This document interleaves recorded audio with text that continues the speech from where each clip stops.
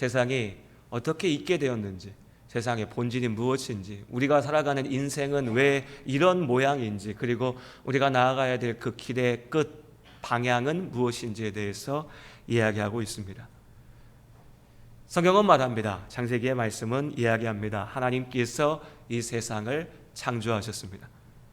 그런데 하나님께서 창조하신 이 세상이 더 구체적으로, 더 정확히는 하나님께서 사랑하시고 또한 하나님께서 그 사랑의 교제를 함께하기 위하여서 만드신 사람이 죄로 인하여서 무너졌습니다. 타락하였습니다. 사람이 죄 가운데 무너지자 그 사람을 위하여 하나님이 만드신 이 세상도 죄로 인하여서 무너졌습니다.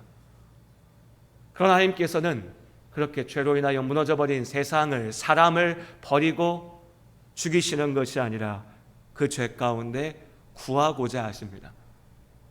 그렇게 하나님께서 우리를 구하고자 하시는 그 구원의 일들이 성경의 이야기입니다. 우리를 구하겠다라고 하시는 그 약속이고, 어떻게 그 구원의 일들을 이루어 가시는지, 어떻게 구원의 끝이 우리 가운데 보여질 것인지에 대하여 성경에 우리에게 말씀하시는 겁니다.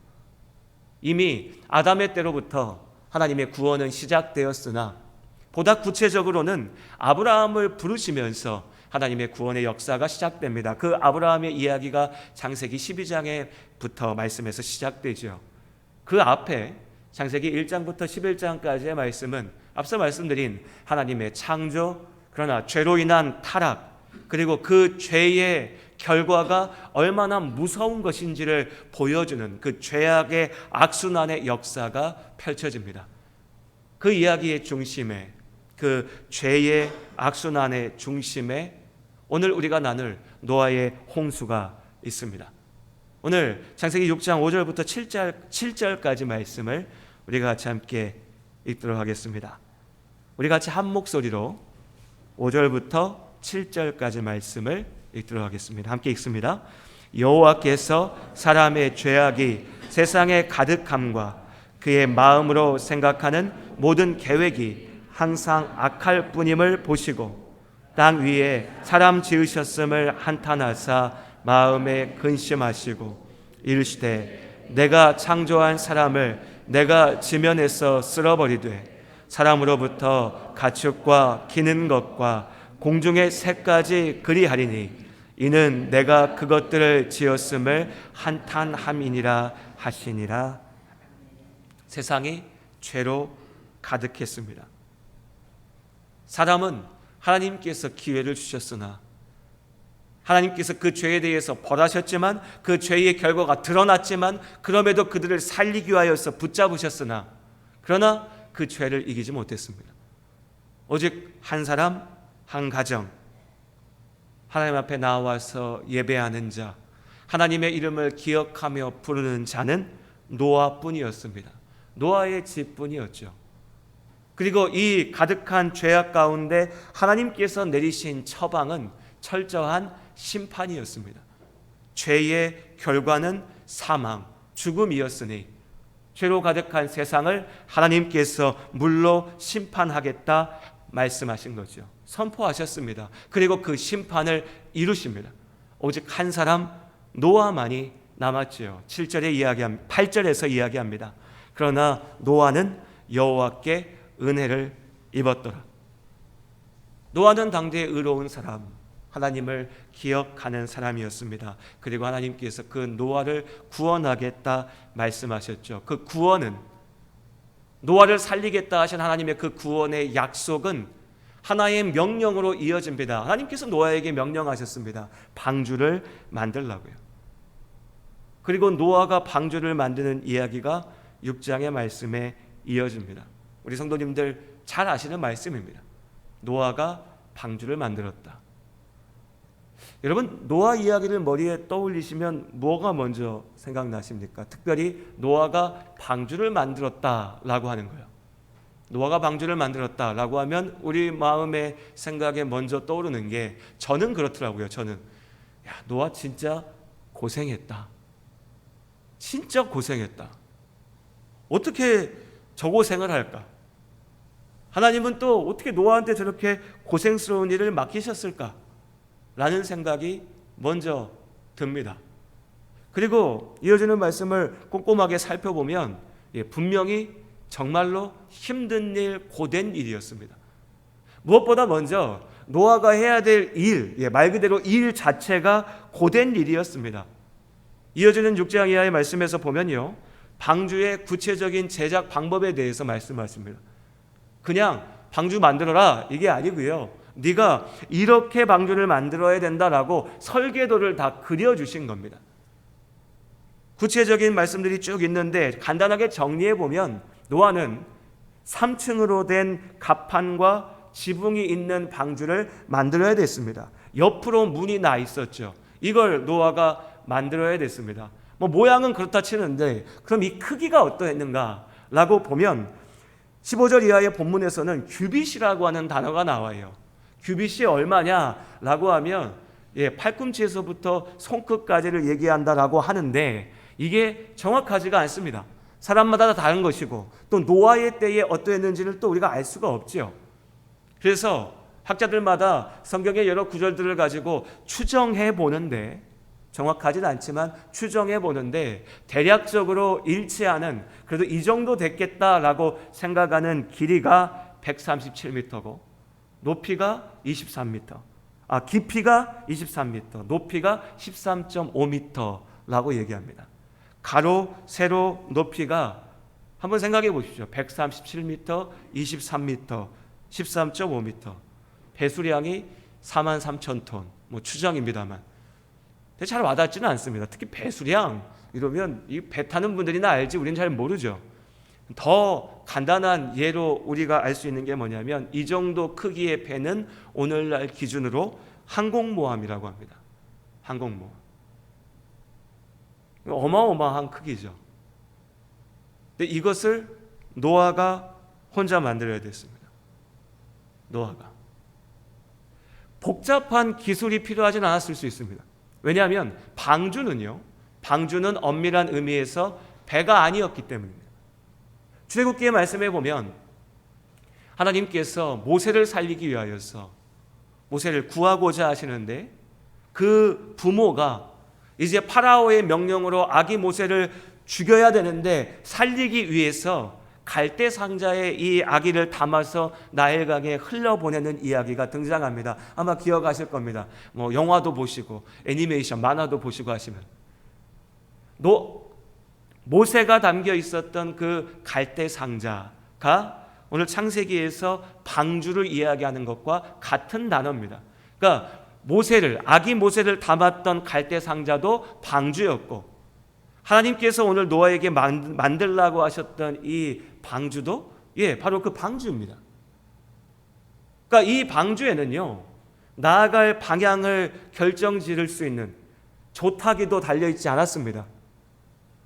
배가 어떻게 움직여야 될까라고 하는 동력 장치도 없었습니다. 그냥 말 그대로 물에 뜨기만 하면 됐습니다. 물에 떠 있는 큰 바구니, 이게 방주입니다.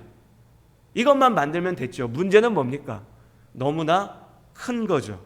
어마어마한 규모였습니다. 항공모함 같은 크기를 내가 혼자 만든다. 얼마나 시간이 많이 걸렸는지 모르겠습니다. 성경에서 정확한 그 기간을 이야기하지 않으니까. 다만 어렵지 않게 짐작할 수 있습니다. 어쩌면 노아의 평생의 대부분의 시간들을 이 방주 만드는 것에 쏟아 부어야 됐을 겁니다. 대단한 기계도 도와줄 수 있는 로봇도 없었죠. 내가 온전히 몸으로 해야 했습니다. 노아에게 주어진 명령은 그렇게 어려운 것이었습니다. 그런데 사람이 항상 그렇죠. 몸이 힘든 것도 힘든데 더 힘들고 괴로운 것은 내 마음이 힘들고 괴로울 때입니다. 노아의 몸은 힘들었을 겁니다. 방주 져야 되니까. 날이면 날마다 가서 노동을 해야 됐으니까요. 그런데 더 힘들고 괴로웠던 것 우리가 어렵지 않게 짐작할 수 있습니다. 사람들은 방주를 만드는 노아를 도무지 이해할 수 없었습니다. 홍수 이전의 세상에는 오늘 우리가 경험하고 있는 이러한 재난과 재해가 없었을 확률이 아주 높습니다. 성경에서 명시적으로 얘기하지 않으니까 우리가 단언할 수는 없지만요, 이 당시 사람들의 긴 수명과 성경에서 이야기하는 여러 가지의 상황들을 살펴보면 오늘 우리가 당연하다라고 여기는 자연의 재해, 자연의 상황, 질병들, 아픔들, 어려움들이 아직 세상 가운데 만연하지 않았을 그런 세상이라고 추정해 볼 수 있습니다. 무슨 얘기냐면 비가 쏟아져서 사람들이 죽어나간다? 우리는 그래도 머리에 그려지긴 합니다. 그렇잖아요. 얼마 전에도 폭우 때문에 어려운 일들이 있었죠. 속상하고 괴로운 일이 있었습니다. 그 전에에도 뉴스를 보면 지구상에 끔찍한 재해와 재난이 계속돼서 일어나고 있죠. 그래서 우리는 짐작해 봅니다. 이런 비가 40일 밤낮으로 퍼부었으면, 쏟아졌으면 정말 성경의 말씀처럼 물로 심판이 있었겠구나라고 짐작이나 한다고요. 노아의 때에는요, 그런 일 없었습니다. 없었어요.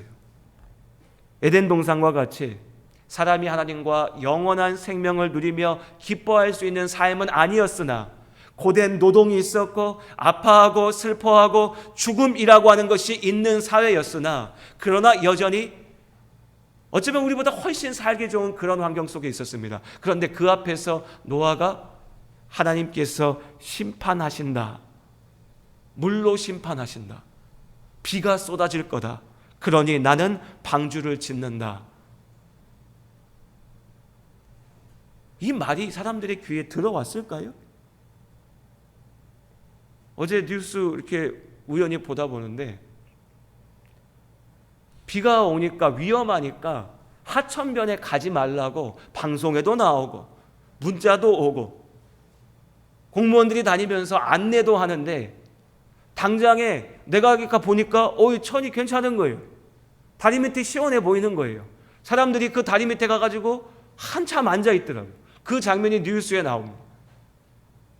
공무원들이 가가지고요, 나오라고 위험하다고 억지로 끌어내고 나니까 30분 있다가 그 하천이 다 잠겨버렸어요. 우리 공무원분들 일 안 하고 일 못한다고 너무 흉만 보지 마시기 바랍니다. 그 듣는 공무원 되게 기분 나쁩니다. 그거 진짜 애쓰더라고요. 그 사람들 아니었으면, 그 수고한 분들 아니었으면 거기 있는 분들 다 쓸려가고 또 사고 나요. 그래서 사람이 그렇게 어리석죠? 뻔히 TV 방송에서 날마다 보면서도 위험하니까 하지 말라고 그래도 내 눈에 당장 문제 없어 보이니까 가서 그걸 하고 있어요. 하물며 노아의 때에 어떻게 했습니까, 여러분? 노아의 때에 미친 사람이죠. 아니 무슨 언제부터 비가 왔다고? 자연재해가 뭐야? 우린 그런 거 본 적도 없는데, 날씨가 이렇게 좋고 이렇게 살기 좋은데 허구한 날 가서 방주 짓는다고 하나님이 그거 명령했다고 우리는 하나님 있는지 없는지도 모르겠고 하나님이랑 아무 상관없이 살고 있는데 노아는 혼자 가서 그 방주를 져야 됐습니다. 비웃고 조롱하고 미친 사람이라고 손가락질하고 상대해주지 않고 자발적 왕따 되는 거죠. 혼자 그렇게 살아야 됐습니다. 노아 눈에도 홍수는 보이지 않았습니다. 노아도 그런 심판 경험해보지 못했습니다. 노아도요. 나도 모르는 일인데, 나도 경험해보지 못한 것인데 해야 했습니다. 다만 노아는 보았습니다. 믿음으로 하나님께서 약속하신 대로 이루실 것이라고 하는 것을 믿음으로 보았습니다. 그래서 행했죠. 이것이 노아에게 주신 명령이었고 노아가 해야 됐던 일, 해내었던 일입니다. 방주를 짓는 것. 그럼 어떻습니까, 여러분? 노아에게 방주 짓는 이 시간은 사실 오늘 우리가 말씀에서 기억해야 될 질문인데, 고통이었을까요? 노아는 하나님을 위해서 하기 싫은데, 안 해도 그만인데, 가능하면 안 하고 싶은데, 내가 하나님을 위해서, 하나님 믿으니까 하나님의 영광을 위해서 한다라고 생각하면서 참고 이 일을 했을까요? 이게 오늘 말씀에서 우리가 우리 스스로에게 던져봐야 될 질문입니다. 노아는 하나님을 위해서 했는가? 노아는 도대체 왜 이 일을 했는가? 오늘 14절의 말씀에 하나님께서 말씀하십니다. 너는 고페르 나무로, 고페르 나무가 뭔지 우리 모르겠습니다. 뭐 그렇다 칩니다. 나무로 너를 위하여서 방주를 만들라. 하나님께서는 분명하게 말씀하십니다. 너를 위하여서 방주를 만들라. 사람은 다 똑같습니다. 누구나 당장 나의 상황이 중요합니다. 지금 내가 어려우면 불평하게 됩니다. 당연하죠. 그럼 노아도 우리와 마찬가지였을 겁니다. 도대체 이 방주를 왜 지어야 되냐라고 불평할 만했습니다. 어쩌면 불평했을지도 모릅니다. 뜨거운 햇살 밑에서 무거운 나무 지고 올라가면서 땀 뻘뻘 흘리면서 내가 이거 왜 해야 되지?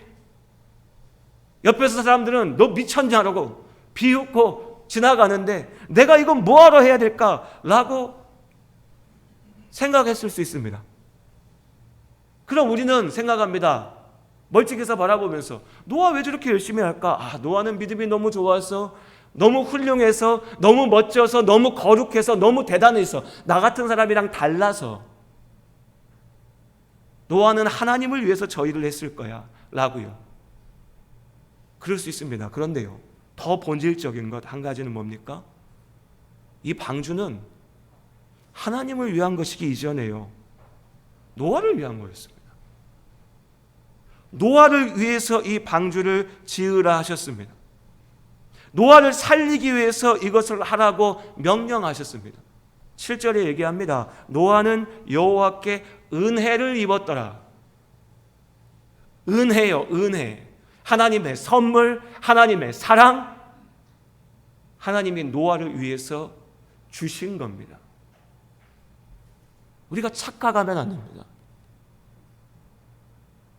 사람들처럼, 다른 많은 죄 지은 사람들처럼 나도 죄 짓고 나가서 먹고 마시고 놀고 즐기고 살면 나도 재밌게 살 수 있는데, 그뿐인데 하필이면 하나님 믿으니까 그 하나님이 나한테 힘들어 죽겠는데 방주 지으라고 해서 내가 하기 싫은데, 힘든데, 괴로운데 그냥 하나님이 명령했으니까 내가 그냥 한번 져볼게요. 그래도 하나님 생각하는 사람 나밖에 더 있습니까? 라고 노아가 방주 지었던 게 아니라고요. 노아는 살기 위해서 방주를 지어야 했습니다. 내가 살기 위해서, 내 가족이 살기 위해서. 하나님이 주신 유일한 삶의 길이니까, 하나님께서 주신 유일한 은혜의 길이니까 방주를 지어야만 했습니다. 우리에게도 마찬가지입니다. 성경의 말씀이요, 신약 성경의 말씀 딱 두 가지 얘기합니다. 너희가 오직 예수 그리스도의 십자가의 그 은혜를 믿을 때에, 하나님이 너희를 사랑한다는 건 믿을 때에, 하나님이 너를 구원한다는 것을 믿을 때에, 예수께서 너를 위하여 죽으시고 부활하신다는 것을 믿을 때에 그 믿음으로 내가 너를 구하겠다라고요. 이게 한 가지입니다. 예수님의 십자가의 은혜로 우리가 구원받음을 믿습니다. 이것이 우리의 믿음입니다. 이걸 얘기합니다, 성경은요. 그리고 마지막 한 가지, 너희가 그것을 믿으면 그 믿음으로 살아라. 하나님 앞에 의롭게 살아라. 죄 짓지 말고 살아라. 믿음의 열매를 맺으며 살아라. 하나님 나라를 소망하며 살아라. 여러 가지 표현들로 얘기할 수 있겠지만 두 가지입니다. 하나님께서 너를 구원하기 원하신다. 믿음으로 구원받아라. 믿었다면 그 믿음의 열매를 맺어라. 우리의 삶은요, 믿음의 삶, 소명의 삶, 하나님의 말씀 앞에 순종하는 삶입니다. 이것이 우리에게 지으라고 하신 방주입니다. 노아가 자신의 때에 자신에게 주어진 그 소명으로 방주를 지었다면, 우리는 우리 각자의 삶 속에서 우리에게 맡기신 그 삶의 열매, 삶의 방주를 만들어야 되는 겁니다. 그런데 우리는 착각합니다. 방주 짓는다는 게 귀찮거든요, 어렵거든요, 불편하거든요, 힘들고요, 고되고. 세상의 많은 사람들은 우리 옆에 서서 너 왜 그러고 사냐? 너 왜 그렇게 고생하냐? 야, 그런 거 없어. 하나님의 심판 같은 거 없어. 하나님의 일 같은 거 없어. 신이 어딨어? 그렇게까지 안 해도 돼. 심지어는 교회 다니는 사람들끼리도 그렇게까지 안 해도 돼. 뭐하러 그렇게 열심히 기도하고 뭐하러 그렇게 열심히 섬겨? 그래도 말 듣지 않으면 저 인간 미쳤어.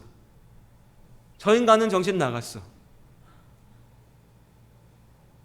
노아만 특별한 게 아닙니다. 우리 각자가 노아의 자리에서 서 있습니다. 우리 각자가 방주를 만들어야 됩니다. 그 속에서 우리는 착각합니다. 마치 이게 내 신앙생활에 딸려있는 옵션인 것처럼. 나 그래도 교회 다니는데, 나 예수 믿는데, 나 그래도 가끔 기도도 하는데, 삶의 열매, 믿음의 삶, 말씀에 순종하는 삶, 교회를 지키며 섬기는 삶, 이거는 내가 그냥 마음 내키면, 뭔가 좀 감동이 생기면, 상황과 형편이 허락하면 하나님 위해서 내가 인심 써서 하는 것처럼 착각합니다. 착각합니다. 그러나 여러분, 노아는요, 나를 위해서, 자신을 위해서 방주를 지었습니다. 하나님께서 그에게 말씀하십니다. 너를 위하여서 방주를 만들라. 하나님께서 우리에게도 말씀하십니다. 너를 위하여서 네가 하나님의 말씀대로 살아야 돼. 너를 위하여서 네가 하나님 안에서 살아야 돼. 착각하면 안 됩니다. 인심 쓰는 거 아닙니다. 공로 쌓는 거 아닙니다. 보너스 받으려고 하는 거 아닙니다. 내가 살기 위하여서,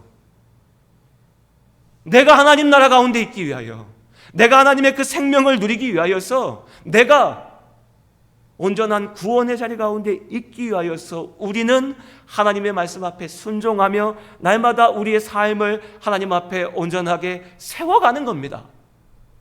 신앙생활을 종교 서비스 받는 걸로 착각하는 사람들이 있습니다. 교회를 기업처럼 생각합니다. 교회가 무슨 사업장이에요. 목사가 사장이고 교회에 목회자들이, 직분자들이 무슨 교회의 직원인 것처럼, 더 많은 사람들을 끌어모아가지고 이익 남기는 집단인 것처럼, 심지어는 목회자들도, 그리고 교회에 앉아있는 성도들도 그런 식으로 생각합니다. 누구도 이렇게 말하지 않고 드러내지 않고 의식해서 생각하지 않지만 어느 순간 우리의 밑바닥에, 마음속에 그런 생각이 깔려 있다고요. 난 예수 믿는데, 그럼 교회 가는데, 교회가 여기밖에 없나? 나한테 한번 보여봐. 나를 바꿔봐. 은혜라고 하는 걸 내가 느끼게 해봐. 서비스 해달라는 거죠. 아이를 학원에 보내면서 성적 올리라고 하고, 병원에 가서 나를 낫게 하라고 그러고, 무슨 상담받으면서 내 마음 편안하게 만들라고 하는 것처럼 하나님 앞에 나아가는 그 자리 속에서도 우리는 돈 가지고 거래하려고 합니다. 장사 속을 가지고서 하나님 앞에 나아오는 겁니다. 나에게 무언가 해주면, 내가 무언가 느끼게 하면, 내가 은혜를 누리면 그때 내가 생각해보고 내 삶을 조금씩 바꿔보든지, 좀 더 열심히 하나님 일 해보든지, 아니면 말든지. 착각입니다. 심각한 착각입니다. 하나님은 우리를 살리기 원하십니다. 우리를 구하기 원하십니다. 우리의 삶이 하나님 앞에 온전하게 세워지기를 원하십니다. 우리가 그냥 살다가 죽을 때 내가 왜 이렇게밖에 못 살았을까? 내가 더 많이 가졌어야 되는데, 더 이루었어야 되는데, 더 오래 살아야 되는데, 나 이렇게 죽고 나면 모든 게 다 끝장나는데, 절망하며 괴로워하며 한탄하며 소망 없이 살다 죽으라고 우리를 부르신 것이 아니라 하나님의 그 영원한 생명 가운데 우리를 있게 하시기 위해서, 에덴의 그 참된 기쁨을 누리게 하기 위하여서, 하나님의 그 사랑 안에서 내가 사랑받고 있음을 온전히 알게 하기 위하여서, 나를 구하기 위해서 예수께서 십자가에서 죽으시고 부활하셨습니다. 나를 사랑한다고 말씀하십니다. 그리고 나에게 말씀하십니다. 야, 너를 위해서, 너가 살아야 되니까, 너가 이 복을 누려야 되니까, 네가 이 생명 가운데 있어야 되니까 네 삶을 바꿔라. 내가 너에게 얘기하는 것에 순종해라. 내가 너를 부르는 자리 가운데 있어라. 내 뜻을 쫓아서 좀 살아라. 세상 욕심 말고, 네 생각 말고, 네 주장 말고, 사람들이 하는 소리 좀 말고, 온갖 죄악된 것들 말고, 그것이 나를 부르신 하나님의 부르심이고, 그것이 내가 져야 될 나의 십자가이고, 그것이 우리에게 만들라고 하신 방주, 우리의 인생, 우리의 삶인 겁니다. 짐이 아닙니다. 숙제가 아니라고요. 은혜입니다. 축복입니다. 저는 성격이 그렇게 좋은 사람이 아닙니다. 그래서 가끔 이런 모습을 보면 막 화가 납니다. 성질 납니다. 요나 같은 사람인 것 같아요. 목사를 대할 때에 내가 신앙생활 잘하게 당신이 나한테 만들어봐, 이런 분들을 보면 막 어떨 때 막 화가 납니다. 억울하기도 합니다. 내가 뭐가 아쉬워서, 당신이 어떻게 되든 말든 내가 무슨 상관인데, 죄송하지만 그런 마음 막 듭니다. 제가 뭐 얼마나 대단하다고, 뭐 얼마나 사랑이 넘친다고. 저도 인간적으로 편한 분들, 마음 맞는 분들, 목사가 뭐라 하지 않아도 믿음 안에서 더 열심히 하신 분들, 오히려 내가 목사인데 이렇게 부족하구나, 내가 저 집사님처럼 살아야겠다, 저 성도님처럼 살아야겠다, 이런 분들 보면은 더 좋죠. 당신 목사야? 나 예수 믿게 만들어봐. 이런 사람들 보면 화가 나요. 내가 뭐가 아쉬워서. 그런데 그것밖에 안 되는 인간이 그럼 도대체 목사 어떻게 하고 있냐? 도대체 무슨 마음으로 목사 자리에 앉아 있냐? 먹고 살려고 하냐? 저 우리 성도님들 앞에서 큰 소리 막 치잖아요. 저 목사 하면 더 부자 될 겁니다. 그럼 왜 목사하냐? 나를 살리기 위해서 하나님이 주신 은혜라고 믿습니다. 나 같은 인간이 목사라도 하지 않으면, 나 같은 사람이 하나님의 일이라도 붙잡고 있지 않으면 내가 정말 하나님 은혜 안에 살 수 있을까? 내가 하나님께서 맡기신 이 소명 이뤄내지 못하면 내가 정말 믿음 안에 설 수 있을까? 저는 우리 성도님들이 더 대단한 것 같아요. 억지로라도 성경을 봐야 되고, 어떨 때는 정말 일처럼이라도 기도해야 되는 그 자리에 있는 사람도 주님 앞에 나아가는 것이 때로 쉽지 않은데, 우리 성도님들 일상의 생활 속에서 솔직히 세상의 일이라는 게 다 뭡니까? 돈 벌려고 하는 일들이잖아요. 그 속에서 치열하게 살아가시면서, 그 속에서 하나님을 기억하고 하나님 말씀 붙잡고 하나님 말씀대로 싸우려고 하는 우리 성도님들 보면 정말 대단하다고 느껴질 때가 참 많이 있습니다. 저는 그냥 제 방주를 짓는 겁니다. 하나님이 나를 부르신 자리에서 너가 이거 해야, 너가 이거라도 이루어야, 네가 이 방주를 만들 수 있어야 네가 산다. 너를 살리기 위해서 내가 준 은혜다. 그 마음으로 맡겨진 소명을, 직분을 붙잡고 갑니다. 여러분 어떠십니까? 우리 각자에게 주신 소명이 있습니다. 우리를 세우신 자리가 있습니다. 우리에게 맡기신 역할들이 있습니다. 하나님이 우리에게 원하시는 모습들이 있습니다. 여러분 그거 해도 되고 안 하면 그만인 거 아닙니다. 내가 살기 위해서 해야만 하는 일입니다. 나를 살리기 위해서 하나님께서 주신 은혜임을 잊지 마시길 바랍니다. 그 자리를 지키시기 바랍니다. 그 방주를 지으시기 바랍니다. 그때 하나님이 나를 살리십니다. 나를 살리십니다. 노아는 하나님의 명령을 따랐습니다. 방주를 만들었죠. 어떻게 해요? 하나밖에 없습니다. 믿었습니다. 노아는 믿었습니다. 내가 살기 위해서는 이 방주를 만들어야 된다. 하나님께서 이 방주를 통해서 나를 살리실 거다. 그 믿음으로 노아는 방주를 만들었고 하나님께서는 그 믿음대로 이루셨습니다.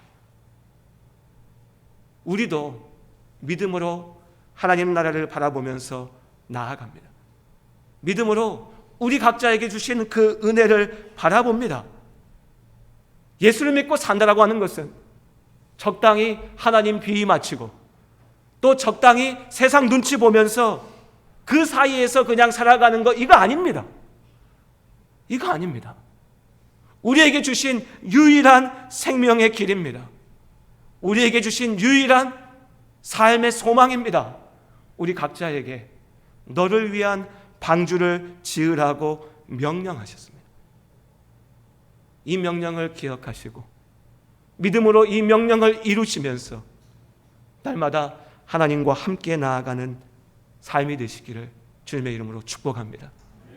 나를 위한 은혜, 나를 위한 은혜, 그 은혜의 부르심 가운데 담대하게 나아가시기를, 포기하지 말고 나아가시기를, 믿음으로 기도하며 나아가시기를 축복합니다.